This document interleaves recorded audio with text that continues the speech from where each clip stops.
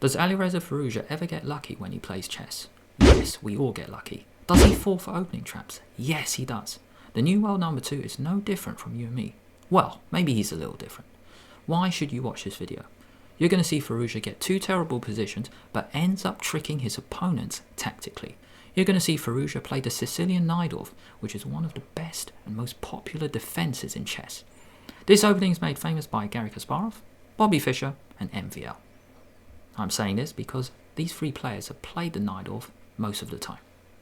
MVL is the French number 1 who plays this opening almost all the time with black. That's in game 1, but in game 2 you will see Firouzja fall for a brilliant opening tactic set by Nepo, who is Russian number 1, world number 5. Here we have game 1. Brandon Jacobson has white 24-91, grandmaster from USA versus Alireza Firouzja 27-49. This game took place in titled Tuesday on chess.com. e4 c5, we have the Sicilian, knight f3 d6, and d4 we have the open Sicilian. Take, knight f6, knight c3 a6, we have the Sicilian Najdorf. Bishop e2, white is ready to castle kingside e5, attack the knight, it drops back, bishop e7, bishop e3, bishop e6. We have symmetry, couple of bishops, both on the e-file. Castle, symmetry, still. Queen d3, looks a bit weird to put the queen on this spot because it blocks the bishop. No, the bishop is coming to f3. From this square, it controls d5. Knight d7, normal cluster in the Sicilian Najdorf, where black has pawns on e5 and d6, 2 bishops in the middle, e6 and e7, and 2 knights defending each other. a4, stopping black playing b5, rook c8, a5, clamping down on the queen side. White has more space. White has won the opening battle there, but that's normal in this Sicilian Najdorf. You cannot play b5 now because en passant and your queen side completely crumbles. No. a5, queen c7. Not only do we have this normal cluster of pieces in the middle, but we have this normal setup as well, rook and queen on the c-file. White might get in this break later, f4, f5, but first Brandon defends c2, so then later he can move the knight to d5. This is the hole that we are fighting for. It's all about control of the d5 square in the Sicilian Najdorf. One of the best things that can happen is that white actually puts a piece on this square, black takes it, and then the position just completely transforms. But it transforms in black's favour, which we're going to see very soon. Queen c6, you attack the centre, and Brandon defends it. So no pawn break. No getting the f pawn to f4, f5. Bishop c4, drop the queen back, rook e8, so then bishop can come back to f8. Then the rook could be useful on the e-file. Knight d2, attack the bishop, drop it back. It is all about fighting for control of the d5 square. I've said it before, I will say it again. Knight f1. That's the key move, because if it is black's move here, so if white wastes a move with h3, now we get in a pawn break. This bishop is now active, we have freed our position. If lots of captures happen in the middle, take, black is completely fine. So going back a few moves. This pawn break is not given to Alireza Firouzja. Brandon plays knight f1. Look at all the green arrows, it shows that white is controlling the d5 square 4 times. Pawn, bishop, knight, queen, but black is only controlling it 3 times, bishop, knight and queen. This pawn break is not possible for black, so he can't free his position in this way. Queen drops back to c7, knight g3, so we have this cool journey. Knight from d4 to b3, d2, f1, g3, possibly coming in to f5. Bishop drops back to f8, so maybe it's going to be useful on the e-file. Knight d5, here we go. This is the hole that black wants white to fill, because after knight d5, this knight looks very dangerous. Normally, you just take it, take. We get this transformation in pawn structure. Now the game takes on a completely different route. If we look at the queen side, white has 4 against 3. If we look at the king side, black has 4 against 3, which I'm going to discuss later. The knight might come into f5, so g6 can be played. c4. 4 versus 3, Brandon Jacobson gets his pawns rolling. I really, really like the way Brandon has played, especially this knight maneuver, which I've never seen before. Here, here, here, here. Firouzja now goes h5. Is the point of h5 to attack the knight? No. To control g4? Yes and no. Brandon plays h3 to control g4 as well, but king h7. Notice white's bishop is better than black's because black's is just behind its own pawn. It's not great. So a really good move here is actually queen d2 because you stop the bishop coming out. This is why Firouzja played this strange king move to offer this trade. It's very important to trade the right pieces at the right time. Trade off your worst piece. Queen d2. Maybe Brandon didn't play because knight c5. Coming into b3, not a problem. Rook a3, stop it. b4 is next. Kick him away, and then a couple of impressive looking rooks on the c file. You've got 4 versus 3. You've got the bathtub pawn structure. d5, c4, b4, a5, like this. White is taking over. However, Brandon did allow this trade, which works out in Firouzja's favour. Bishop h6, take, check, king drops back, and rook b1. So this is what I mean about the imbalance in pawn structure. If we look at the king side, black has 4 against 3. Looking at the blue circled pawns, so time to get them rolling. Typical, e4, attack a piece, drop it back, and in this position it looks like the knight might go to e5. No, Firouzja chooses rook e5, which is a great move. Couple of options, the rook can go to g5, but the cool thing is it actually stops this. It stops white playing c5, which is going to be a pawn break he wants, even b5 later. So rook e5, good move. Queen d4, rook e8, and knight f1. Really good move. Jacobson is showing great understanding because after this, the knight is now perfect on e3. It's a perfect knight. Defending g2. Coming into g4 maybe. Defending c4. And we've got our pawn break ideas later. And that is exactly what's being played. Knight e5, threatening knight f3, check. Dangerous, king out the way. And queen d7, threatening knight f3. Well, you can stop all this nonsense from Firouzja with a move like bishop f1. And white is so fast. Every major piece is on its perfect square. So you can take, knight d3, causing a bit of confusion. Take. Why cause this confusion? Because now black is threatening to take on d5 like this. White can play in a beautiful move here, just stopping him moving. Rook b6, what a move. And after you defend, then you can capture. And now white is completely winning. Just get him rolling. So that's one variation. Another option was Brandon could have just gone straight for a c6, go for a pawn break. Take, attack the queen, down a pawn temporarily, but after queen b6, that pawn on a6 is going to drop. The knight is attacked. The bishop can always tuck back. Let me explain every arrow. So, queen attacks knight and pawn with the rook. This bishop can always tuck back. It hits e5 as well. When the knight moves, completely crushing, and now you've got 2 pawns going to run them up the board. So that was one way for Brandon to continue. That's what I mean when I said at the start Firouzja didn't really have a good position. I think Brandon's played so well. King h1, queen e7. King h2, I gave it a question mark. It doesn't really do anything. Bishop f1 was better. Just protect all the squares. King h2 played. Rook c8, time to switch. That diagonal is going to give you a clue to how Brandon is going to lose in a few moves. 2 moves actually. And it just turns around. b5, it looks so impressive, doesn't it? White has 4 pawns on the 5th rank. b5, blunder. Looks so impressive, but now the tables have turned. After this capture, the best option is to not actually take this pawn. So let me explain every arrow. White can recapture. Rook defends knight.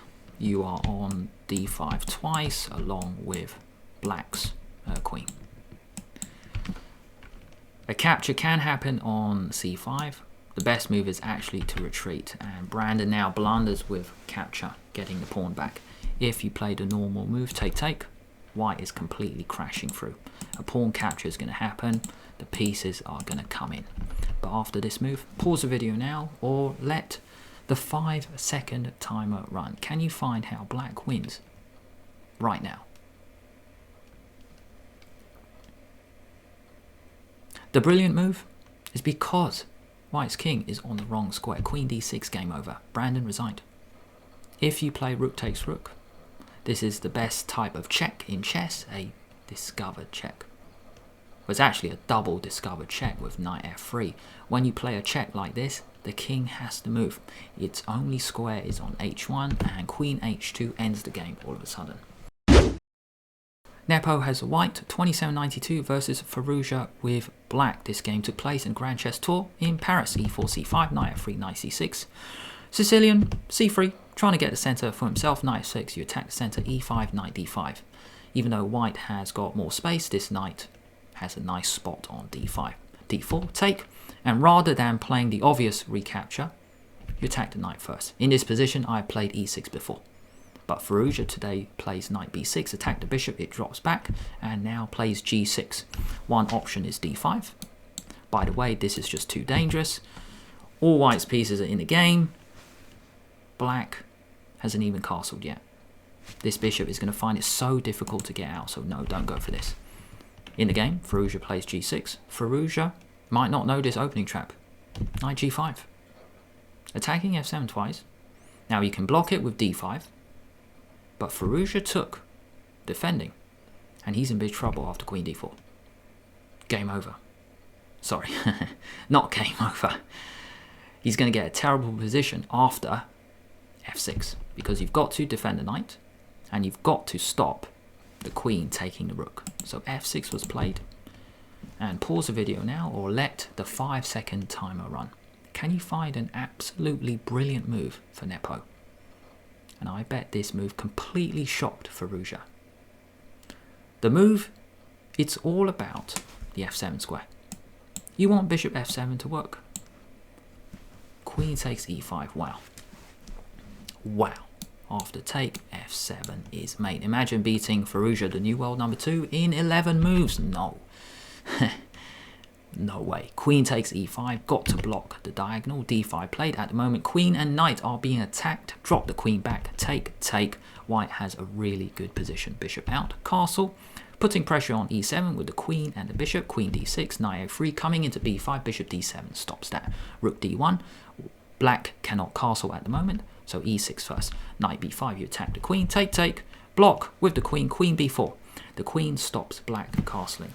Kingside, the bishop stops black castling queenside. White has an amazing position. h6, kick the bishop away. Stop black castling queenside. g5, bishop g3. This bishop is amazing. Don't want to castle queenside yet. Firouzja offers a queen trade, but Nepo says no. He doesn't move the queen. He blocks the diagonal with bishop d6, queen d7, rook e1. All of white's pieces are on perfect squares. Couple of rooks in the middle. Couple bishops, queen, perfect. Now he castles, and the amazing thing is Nepo now blunders with rook takes e6. If he switches his moves around, then he's completely winning, and I would not have gone through this game. I might have gone through it anyway because of the queen takes e5 brilliant move that we saw. Don't play rook takes e6 at the moment. Queen c5 check, and it's basically game over. I mean, it just looks like it's checkmate, doesn't it? Got to block with the queen and rook e6. If the queens come off, take. d5 is going to fall. b6 is going to fall. Another pawn is going to fall. White is completely winning. So let's go back a few moves. Unfortunately for Nepo, rook takes e6 was played, and after take, check. What's the difference? The king now has an escape with king d7. Queen c7 check, it's almost mate. Nope. King e8, take the bishop. What's happening here? The queen attacks the rook. Queen attacks bishop. Along with this, there is no check because of the knight. That is absolutely vital, or else white is basically giving checkmate. Rook e1 is not possible at the moment. White hits the rook on h8, so rook g8 played, and he's in trouble. The queen has to move, so he takes the pawn, and then the bishop drops. Black is a rook up. Take on a7. King f8, it's not over. It's never over in chess. Knight d7. Throwing a bishop takes d5. Cool tactic here.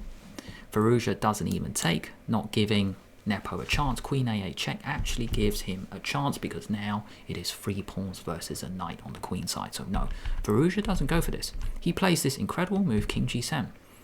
What a move, because you cannot take on e6 because it is mate on the back. c4, defend the bishop. A really good move here for black is to use the fact this rook has to defend the first rank. So queen e2 is a really good move. Hit the rook, let's say it moves, and then rook e8, threaten mate on the back. So h3, and then the game goes on. The king might come out the way, and you can't keep pushing your pawn because the bishop drops. Bear that fact in mind, because that is exactly why Firouzja blunders queen f6. And it's a blunder because if we compare this position with the variation I just showed, the rook is still on the d file defending the bishop, c5, and believe it or not, the rook is trapped all of a sudden in the middle of the board. The knight can't take the pawn because the queen is pinning the knight to the king, and the rook is trapped. Rook e8, take, take. So this is what I mean by Firouzja getting a bad position. That's what I mentioned at the start, but he still comes out of it. g3, okay, let's keep going. Drop the bishop back. White is completely winning. You just got 2 runners. Run them down. That's it. Game over. Bishop drops back. Okay, block the d file. Come back. That's a trap. Knight f3 check. So he steps out the way. Queen e4. King g2. Let's keep going. Push the pawn. Keep going. h3 check. That is the first trap. Because after take, queen takes f2. g4 is now mate. One brilliant move here was actually to play, instead of a5, queen d4, defending f2, using this diagonal as well, because if you go check, now you can take and be safe. g4, just come back. We are safe. So that's a nice finesse, a nice subtle point. But after check, king goes back. Now this pawn is going to be so annoying. So a6 was a blunder, because after check, now you take. So he's chucked his pawn, but white is still completely winning. Bishop dominates the knight. This pawn is a runner. Queen f5, queen h6. Now bishop drops back, clearing the rook for the d file. Queen h5, attack the rook, but it's being defended by the bishop. King in the corner, knight g4, attack f2. A winning move here is rook d7. Get the rook in the game, because this king is just too weak. Rook d7 wins, but rook f1 was played. If rook d7, it's game over. If the rooks come off, if knight f2 check, you can just go king g1. You don't have rook e1 check, which is what I thought when I first saw this, because it's pinned. Take, take, game over. And here, if this happens, take, take. Oh, here, take, check. The queen and the bishop are just gonna checkmate the king. Check, check, check, check.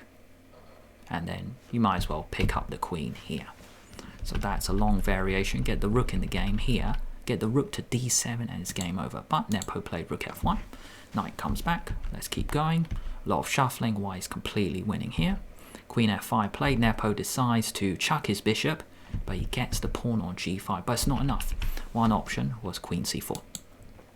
Now the queen and the bishop really line up. Just want to show you this really cool tactic. I think it works here. Yeah, rook f3. You can't do this because it's still this problem on the back. But there's a slight difference. If you go here, it doesn't work. Take, take. That is not mate, because the rook actually slides back. And the queen, we're coming in as well. So that's a tiny difference. I felt that was important. Queen f5, Nepo chucks the bishop, sacrifices the bishop, but maybe it's not enough today. Check, king f7, queen h4. That pawn, by the way, is so annoying. It's a fawn in the white position. Queen e6, you defend the pawn. This rook attacks f3, b3 as well. And then no checks, by the way. No checks. Queen d4, queen e2, attack the rook and threaten mate on g2. Queen f2, no trade, no way. Keep the queen, keep the pressure. Queen d5, use the pin. Use the pin straight away with knight g4, queen e2. Knight e5, that pawn is going to drop. Nepo now plays queen e4, offering a trade. Take, take, king e6, and it is literally 3 pawns for the knight. But white can't move. That's the problem. It's all about this pawn being a fawn in white's army. Rook f2, defending from the side, but hit the rook. And there's going to be a way to check the guy on the back. Game over. You can't move the king because that's mate. So he has to go rook back, but then there's actually a new target. Because here, the knight is not just coming into f2. h2 is a weak spot, and Firouzja is going to win very soon. Check, check, check, game over. The rook and the knight, they work so well together, but if you've got an extra pawn as well, it works even better. King e1, game over. h2, promote, why not promote to a rook, double rook mate. What a crazy turnaround of a game. Why did I want to show you this game? Because even Firouzja, one of the best players in the world, falls for an opening trap. Have you ever seen a trap like this? Queen takes e5. Check out this brilliant game by Firouzja in the Caro-Kann, the best game of the year in my opinion. Or you can check out YouTube's choice.